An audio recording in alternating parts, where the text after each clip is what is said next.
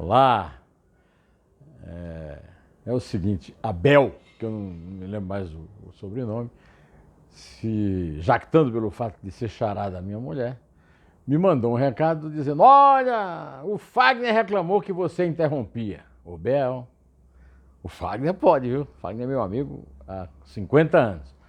E não é só ele, qualquer entrevistado meu que quiser reclamar de interrupção, reclama e fica registrado como ficou o dele. Agora eu vou só lembrar, que dia é hoje? Que dia é hoje? Hoje é o dia...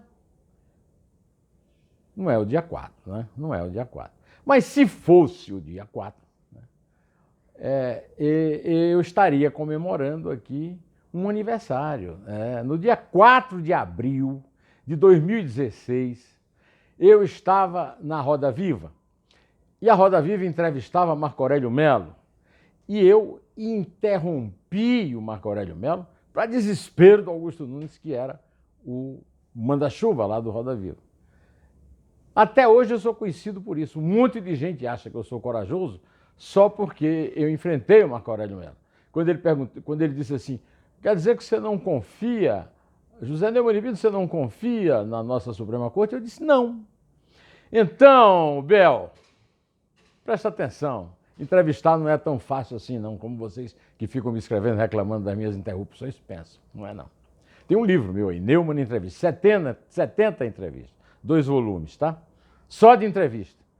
E aquela entrevista do Fagner, no 2 Dedos de Prosa, que está no ar desde domingo aqui no canal, talvez seja a minha obra-prima em matéria de entrevista, inclusive com a reclamação dele pela interrupção, pelo fato democrático de eu não ter editado isso. Como não edito nada, as minhas entrevistas não são editadas.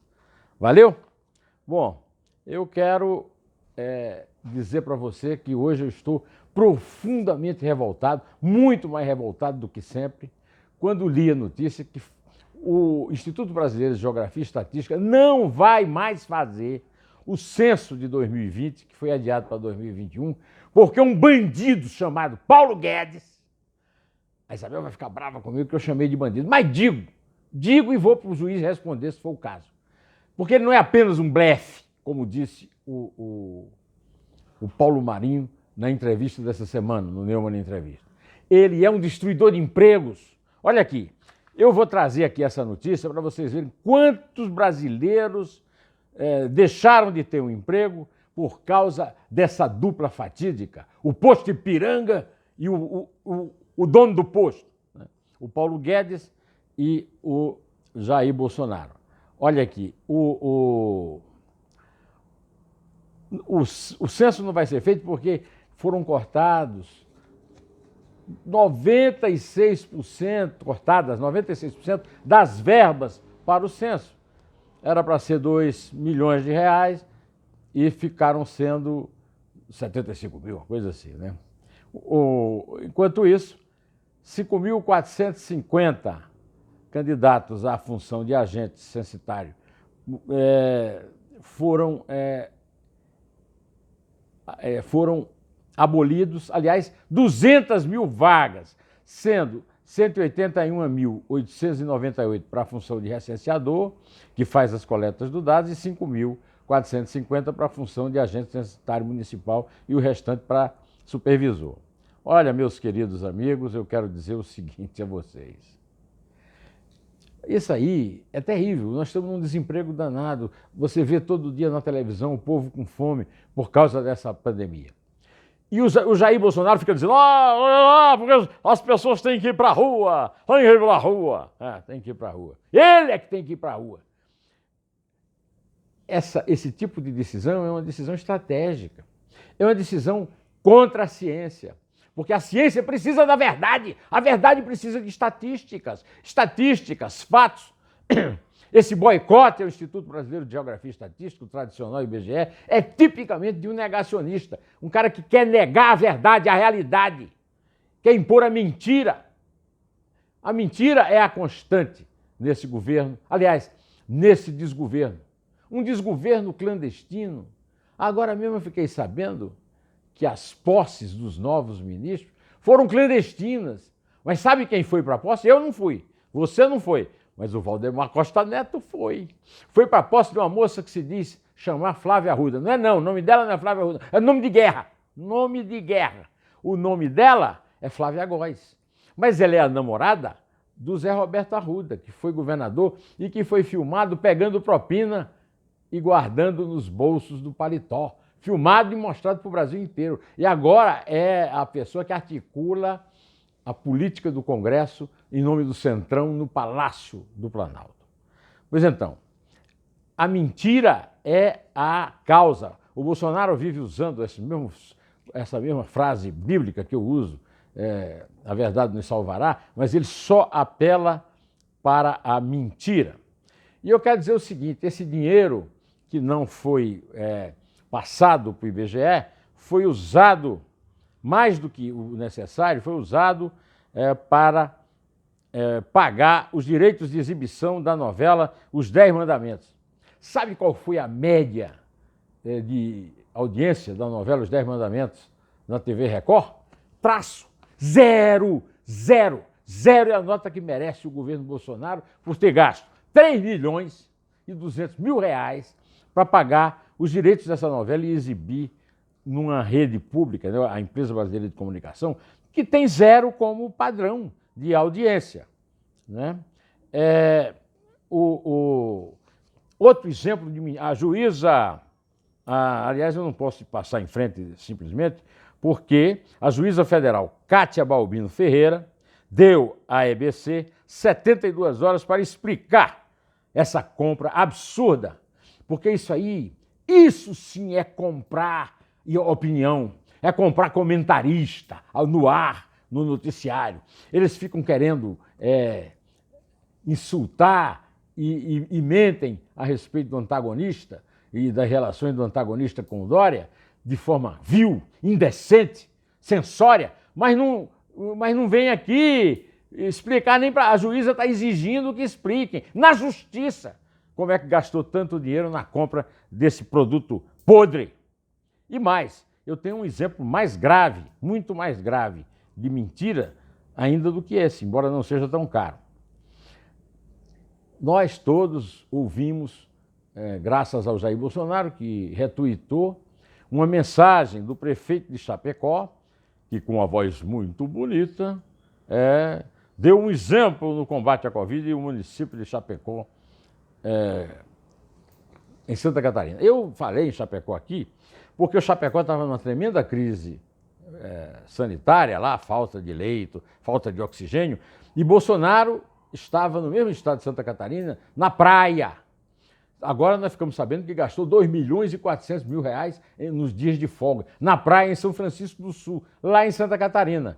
E aí ainda tem energúmeno lá do gado bolsonarista que me escreve para dizer: você é um imbecil, Chapecó fica muito longe, Chapecó fica longe de São Francisco do Sul. Santa Catarina é um estado imenso, é do tamanho do Pará, né? Ora essa. Pois bem, esse senhor prefeito foi apontado pelo senhor Jair Bolsonaro como exemplo no combate à Covid-19.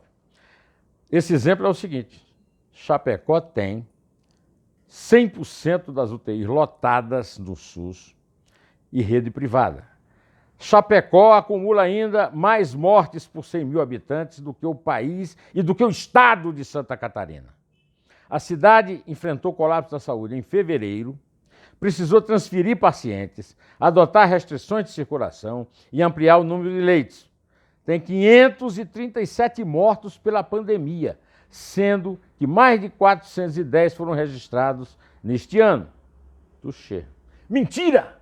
Mais uma mentira bolsonarista para a gente apontar. Pois é, enquanto isso, o presidente do Senado, o senhor Rodrigo Placebo, aquele boneco de Olinda mal ajambrado, manifestou-se no Supremo contra a instalação da CPI da Covid. Disse que o momento não é para a busca de culpados e que a comissão não deverá contribuir com o imediato combate à pandemia. Ele acha que, ao contrário disso, que a CPI lá no Senado, que ele não autorizou, poderá ter uma nefasta reação de inércia e omissão de administradores públicos diante do receio de punição por eventual excesso dos órgãos de controle. Olha, o placebo, o inútil, o trapaceiro que fica na presidência do Senado dizendo eu sou independente e fazendo o jogo, puxando o saco vergonhosamente para o Senado do chefe do Poder Executivo, fique sabendo que você nunca fez nada. Nenhum político brasileiro fez nada contra a pandemia. Nada.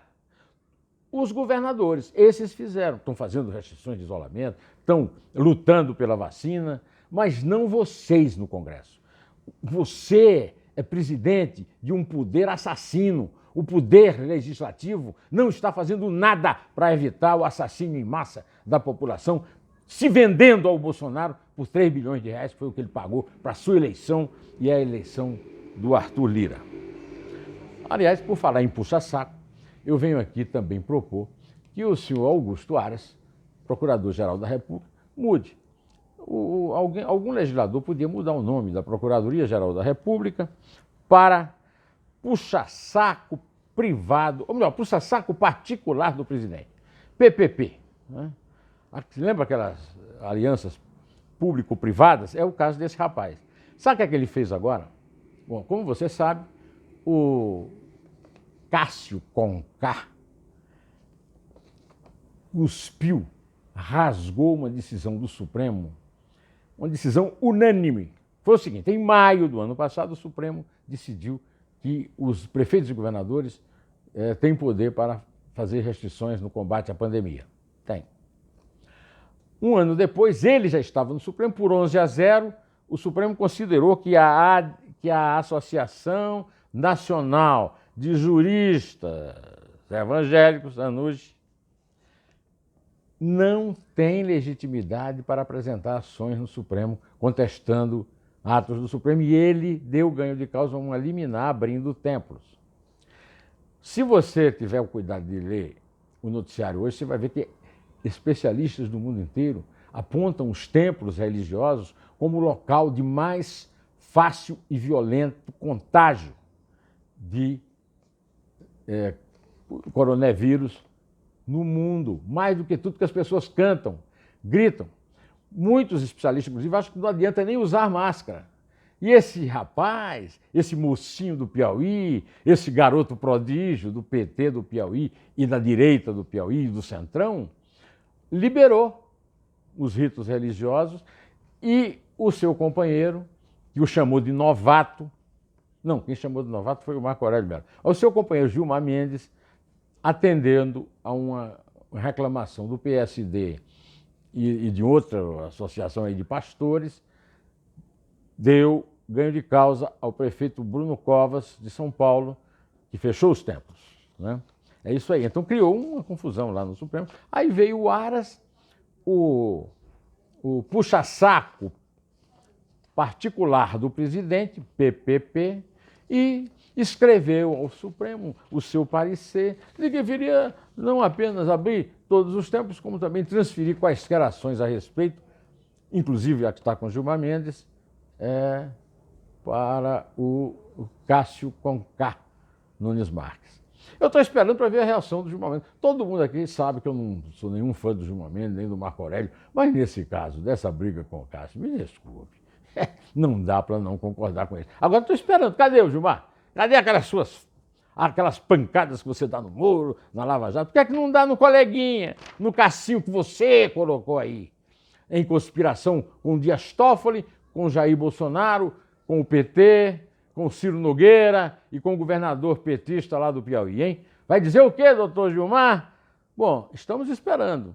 Quarta-feira, que é amanhã, hoje eu estou gravando na terça-feira, o Luiz Fux já marcou a sessão plenária do excelso pretório, né?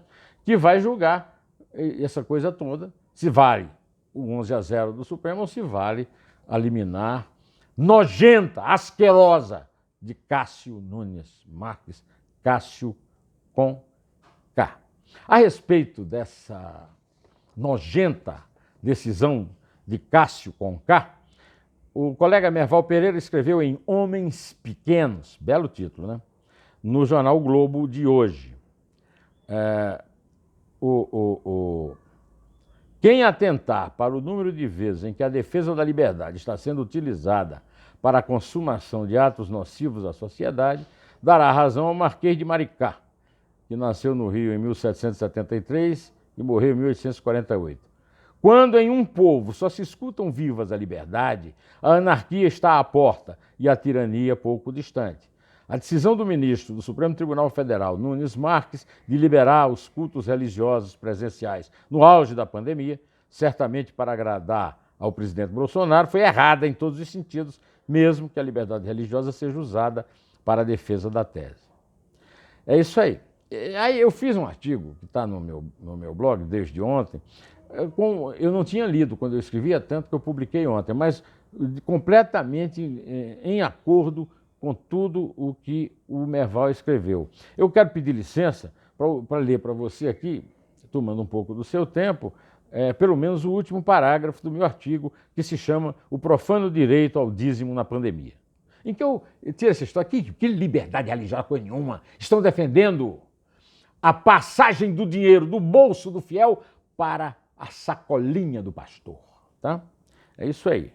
Então eu escrevi o seguinte: nesta semana, que começou com a notícia de 331.530 mortes de brasileiros que contraíram a gripezinha do charlatão Mor, registrou-se que após a ímpia bênção do douto advogado Marques, a realização de cultos e missas neste pior momento da pandemia da Covid-19 no Brasil, a Igreja Mundial do Poder de Deus, do cowboy Valdemiro Santiago, transmitiu no domingo 13 imagens de seu culto de Páscoa com a aglomeração de fiéis em seu principal templo na cidade de São Paulo.